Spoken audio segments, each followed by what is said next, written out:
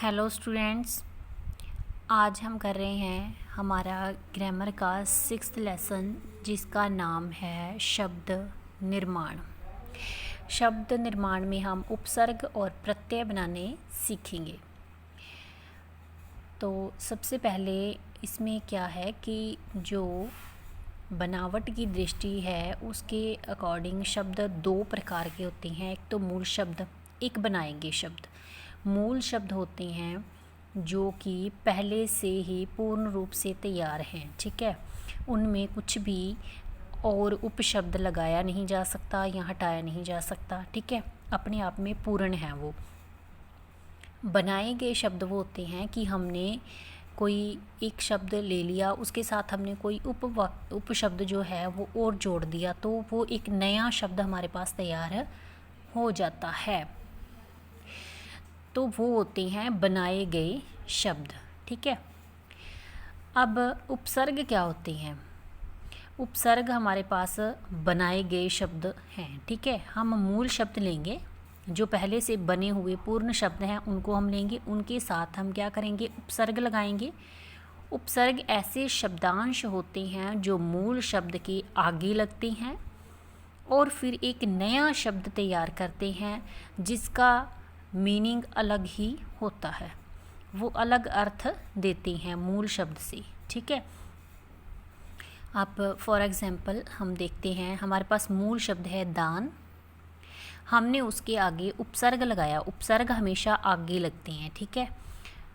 तो हमने आगे लगाया आ या पर, तो हमारे पास शब्द कौन सा बना, नया शब्द। आ लगा दिया दान के आगे तो आदान, पर लगा दिया तो प्रदान। अब देखो दान का मीनिंग क्या था, दान देना किसी को, ठीक है, पुण्य का काम करना। अब आदान लगा देने से वो क्या बन गया, आदान मैंने होता है लेना, ठीक है। और प्रदान, पर लगा दिया तो प्रदान बन गया, प्रदान का मीनिंग होता है देना, ठीक है। ऐसे ही हमारे पास अब मूल शब्द है मान, हमने उसके आगे अप और सम लगा दिया, ठीक है।